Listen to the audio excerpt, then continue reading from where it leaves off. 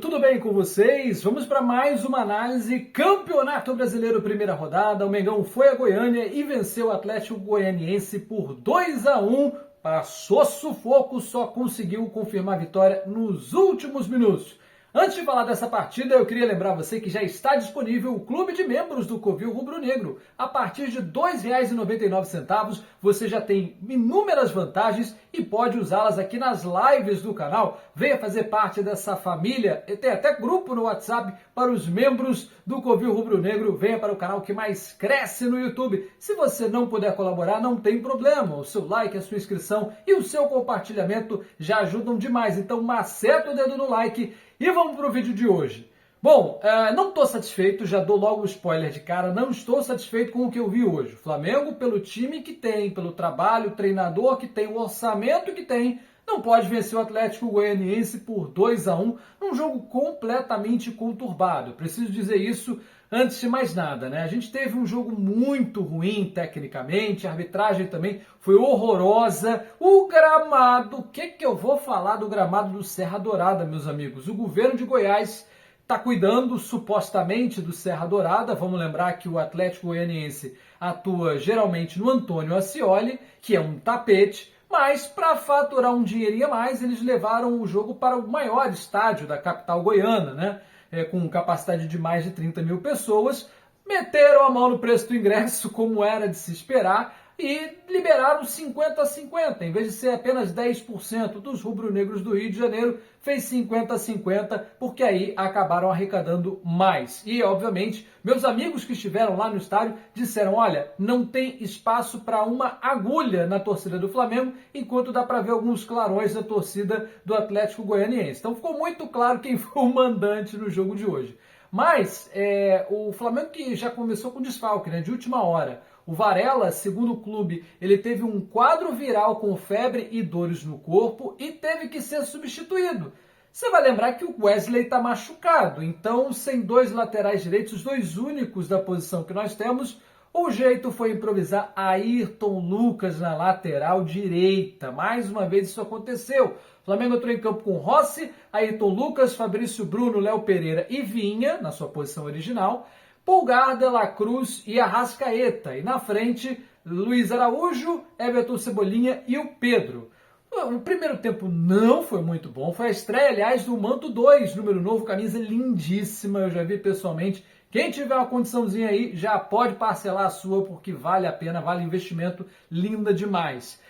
Foi a estreia, né, do Manto 2, mas o Flamengo não jogou bem. Como eu disse, a arbitragem ela se encarregou de fazer o jogo ficar um caldeirão já desde os primeiros minutos. O Jair Ventura, técnico do Dragão, foi expulso com 4 minutos. Supostamente, né, de acordo com o que está na súmula, ele teria xingado o quarto árbitro e o próprio árbitro da partida, o André Luiz Bento, teria xingado esses dois por conta da não aplicação de um cartão amarelo em cima de um jogador do Flamengo. O árbitro foi lá e expulsou direto, não deu nem amarelo, deu um vermelho de cara, e ali o jogo já estava meio que condenado. Como eu disse, o gramado do Serra Dourada horroroso, um pasto, cada vez que dava um cruzamento, um lançamento, levantava 3 quilos de areia, então realmente estava impraticável para a condição do futebol, inadmissível para um estádio que recebe a Série A do Campeonato Brasileiro. Não dá para a gente pensar em liga de clubes só pensando em cota de dinheiro, tem que pensar também em aumentar o valor do produto, né, da transmissão e, obviamente,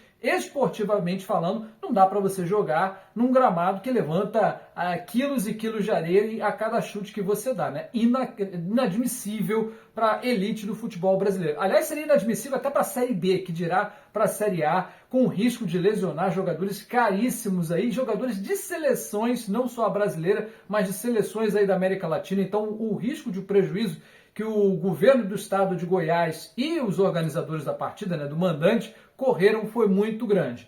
Mas mesmo assim, né, o jogo foi fraco tecnicamente no primeiro tempo, não houve grandes modificações na estrutura do jogo. O Flamengo jogando com o seu 4-3-3 clássico, né, só o Pulgar como homem de contenção, De La Cruz voltando um pouquinho e tal, e o Arrascaeta mais focado na criação. Mas depois do que aconteceu logo nos primeiros minutos, o árbitro ainda tentou aparecer mais uma vez. Ele expulsou um dos zagueiros do Atlético Goianiense, o Alix Vinícius, ali por volta dos 45, 46 do primeiro tempo.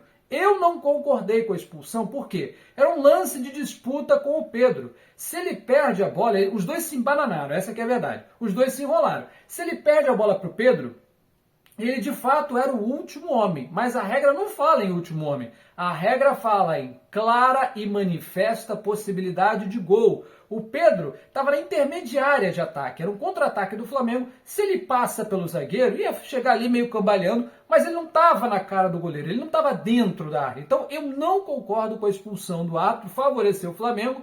E assim, favoreceu entre aspas, né? Porque não deu nem tempo de aproveitar muito essa superioridade numérica ainda no primeiro tempo. Porque logo na cobrança de falta, um golaço do De La Cruz, a la Zico, né? Foi muito bonita a cobrança de falta, no ângulo, sem chance nenhuma para o goleiro do Dragão pegar essa bola. Viramos o primeiro tempo na frente e o segundo tempo aconteceu a mesma coisa que com o Milionários na Libertadores. Flamengo com um a mais, não tentou matar o jogo, se manteve presente no campo de ataque, mas não matou a partida. E aí o filme já estava escrito, o Atlético Goianiense foi lá, empatou o jogo, ainda fez mais um gol que viria a ser anulado por um impedimento assim milimétrico, né? Eu não consigo dar um diagnóstico até agora se estava ou se não estava impedido. O Dragão ainda teve também um pênalti absurdamente infantil cometido pelo Léo Pereira, mas que eu não teria dado. Foi assim, imprudência do Léo Pereira, o jogador do Atlético Goianiense fica assim, ó, com a cabeça tentando impedir o Rossi de repor a bola em jogo. Mas isso aí até deveria ter sido chamado a atenção pelo árbitro, né? Deveria até ter tomado um cartão amarelo. Só que o Léo Pereira comete um pênalti infantil, vai lá dar um empurrão no cara na frente do árbitro. Aí não teve como não marcar, né? Pênalti marcado e o Rossi estava na bola, o jogador do Dragão chutou ela na trave e aí o caldo começou a entornar para a equipe da casa, né? Mesmo com um homem a mais, o Flamengo não conseguiu ser criativo o suficiente. O Tite fez algumas alterações, teve uma concussão com dois jogadores, né? Um lance dentro da área do Dragão que o Vinha se chocou de cabeça com um dos jogadores do Atlético Goianiense, os dois foram a nocaute praticamente. O Vinha ficou com um galo enorme, os dois tiveram que sair, inaugurando a nova regra do Campeonato Brasileiro, que prevê uma substituição adicional em caso de concussão cerebral, que era o caso. Aliás, o jogador do Dragão, se não me engano, chamava Adriano, foi parar na ambulância, né? Ele foi levado para o hospital para fazer exames por precaução. O Vinha estava em uma situação um pouco menos pior, lógico, vai ser reavaliado, né, pelos médicos do Flamengo, mas sem maiores problemas. E aí o Tite, na busca desenfreada, né, pelo gol da vitória, começou a fazer substituições. Essa do Vinha fez ele colocar o Gerson, e aí ele bota o Ayrton Lucas na sua posição original e o Gerson improvisado na lateral direita, né? O apelido Coringa nunca esteve tão em voga como no jogo de hoje.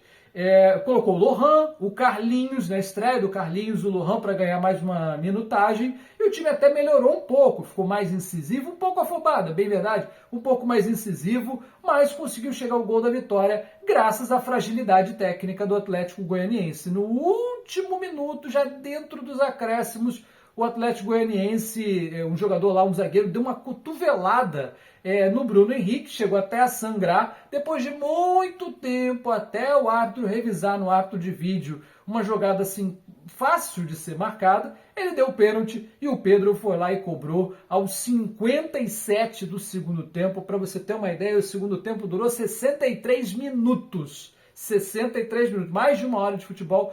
Tamanho a enrolação que o árbitro fez, muito embananado. O senhor André Luiz Bento conseguiu aparecer. Tem 30 anos esse rapaz, né? Não era para estar apitando o jogo de Série A e já está apitando desde o ano passado, né? Uma irresponsabilidade da CBF. Eu tenho 36, meus amigos. Eu sou mais velho que o árbitro da Série A do Campeonato Brasileiro. Não tem condição. Um árbitro muito inexperiente e que chamou para si uma responsabilidade que ele não precisava ter, acabou tendo um protagonismo que fez ele ser odiado pelos dois lados. Obviamente o Jair Ventura deu declarações fortíssimas contra o árbitro, o Flamengo também não se mostrou satisfeito, então assim, ele desagradou todo mundo, realmente teve uma arbitragem muito conturbada.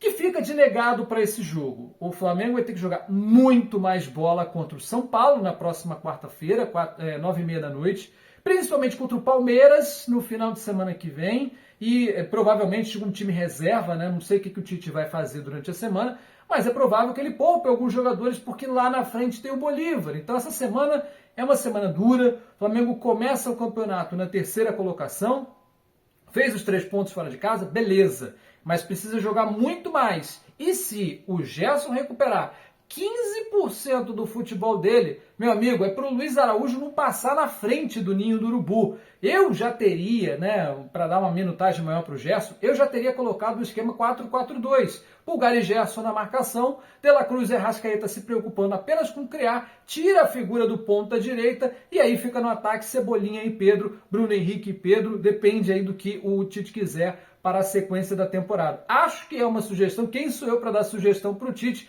mas pensando aí no tanto que o Flamengo poderia estar jogando, o tanto que poderia ter dominado alguns jogos que sofreu, como sofreu hoje, acho que já é hora de pensar em mudar um pouquinho esse 4-3-3. Nesse momento não está dando certo. Como eu disse, próximo jogo é aqui no Maraca, quarta-feira, 9h30 da noite, contra o São Paulo, segunda rodada. O técnico do São Paulo está balançando, então é hora de massacrar e começar o campeonato com o pé direito. Grande abraço, meus amigos, e até a próxima. Tchau, tchau!